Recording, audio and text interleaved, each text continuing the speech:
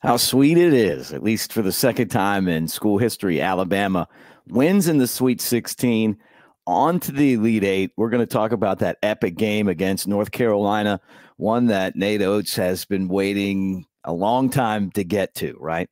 And Alabama with a come-from-behind win against the number one seed Tar Heels, maybe the greatest win in Alabama basketball history. And they got a chance to make that the second best win when they play Clemson on Saturday. Welcome to the Bama Tailgate YouTube channel. We're talking hoops today, baby. What a win for Alabama. All of the big plays in the game and a 2-point victory, which I thought it was going to be 120-118. It was a 2-point win for Alabama. So roll tide, everybody. Like and subscribe. Smash that like button. Give us a thumbs up. Subscribe to the channel, and let's get this thing started.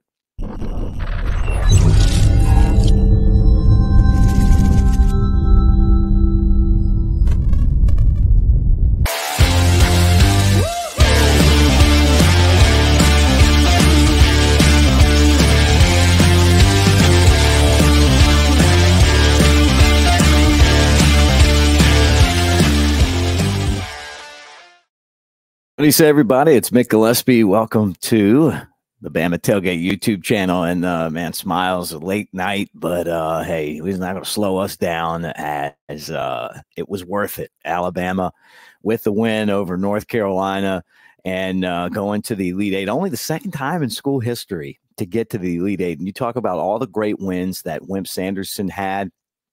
Never won that game. The only time that Alabama went 20 years ago, Mark Gottfried was the Alabama head coach, and they beat number one seed Stanford to go to the Elite Eight, and they were blown out. So we'll see if they can get to the Final Four. It would be the first time in school history, and we know they're going to play Clemson.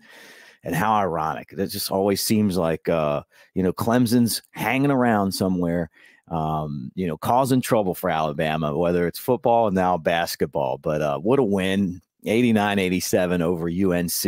And it was, look, defense is a big part of winning. And Nate Oats talked about that. And we were kind of laughing, at least I was. And some of you guys got in the comment section and took up for him.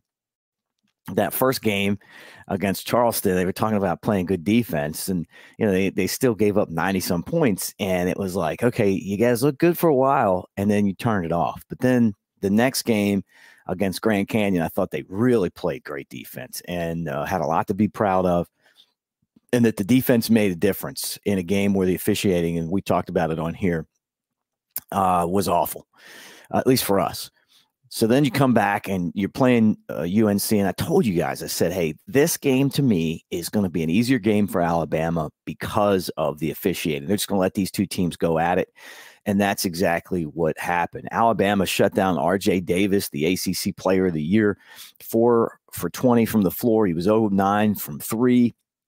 Bama was in his head. Maybe he was cold shooting at the same time. But you're talking about a really good player and the premier basketball program of all time in North Carolina. I mean, nobody's been to the Sweet 16 more than North Carolina. I mean, you talk about blue bloods. And this is unfamiliar territory to Alabama, although lately with Nate Oats, they've been there 3 out of the last 5 years, but they had lost, and they were kind of on the other end. It was the pressure that North Carolina felt that Alabama had the 2 prior. You remember they lost to UCLA when they were a higher seed. UCLA had to win a playing game, and then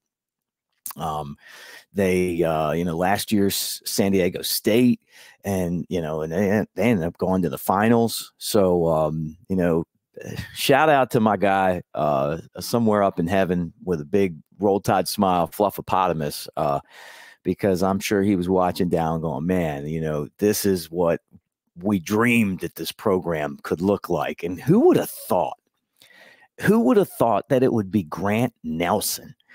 24 points, 12 rebounds, blocking shots. Here was a guy who I'm sure when he went back and watched the tape against Grand Canyon was like, what am I doing, man? Like, just getting schooled under the basket. Looked like he was out of position some. Mark Sears is kind of getting into him. This guy, he grew up in one game. He was the player of the game. He took over 19 of those points were in the second half. And down the stretch, we're all growing Grant Nelson mustaches because of the way that he was, just digging and fighting and made this happen. And how about a couple other guys that chipped in? Rylan Griffin and Aaron Estrada, 19 points each. This game wasn't the Mark Sears show. This was the game where Mark Sears did the Mark Sears stuff and he scored points, but he wasn't the guy that had to make every single play. Other guys stepped up, and Sears still had 18 points. I saw where he passed Reggie King. As far as points go, Reggie might be Bama's best all-time player. And when you start seeing, hey, look, my points put you, 700 and some, and he had some. That's pretty high company. And Sears is going to have another game to, to try to work on this and keep on adding, right? And maybe more than one. I don't want to get ahead, but if Alabama's going to the Final Four, you love this matchup against Clemson. Now, we talked about the bracket and the fact that Nate Oats plays that tough non-conference schedule. It didn't matter if they were going to play Arizona or Clemson. They played both of those teams in the regular season. Clemson came to Tuscaloosa and beat Alabama. So when these guys meet 7:49 Central Time on Saturday, it's going to be the second time. Alabama will have that revenge factor going. They're going to be focused on what they didn't do last time, how they can improve, how they can win that basketball game. And, and the other part of it is that they're tested. They're tested. They played Creighton. They played Tennessee, who's a conference matchup. But they also played North Carolina and beat them last year. So this is the second time in 2 years. It was like a 4 overtime marathon last year, and this one was another great game too. Came down to 2 points. So they got to get focused on Saturday. They've never been to the Final Four, and so they'll take on Clemson. I'm sure there's a lot of brackets that were busted across the country with people not taking Alabama, but I know that this audience right here has them, and they keep on rolling, which is still, to me, astonishing. When you think about the way that things ended, they lost in the first round of the tournament. They were 4-6 in their last 10. And then they've weathered the storm. So now they beat North Carolina. They've got to turn their attention to Clemson. This is a winnable basketball game against a damn good team. But I think Alabama's going to be ready. And, we'll see if they can get to the Final Four.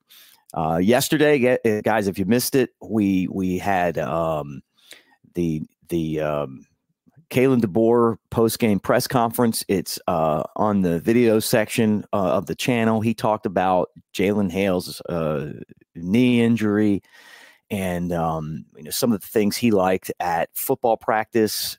During this spring camp, he said that the running backs were really talented. He talked about the receivers picking up the new scheme and the playbook.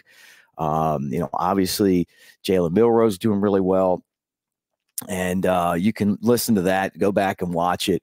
And we talk a lot of football there. We'll continue to cover football, but this today is all about the basketball team because this is the biggest win that Alabama's basketball program has had, going back to 2004.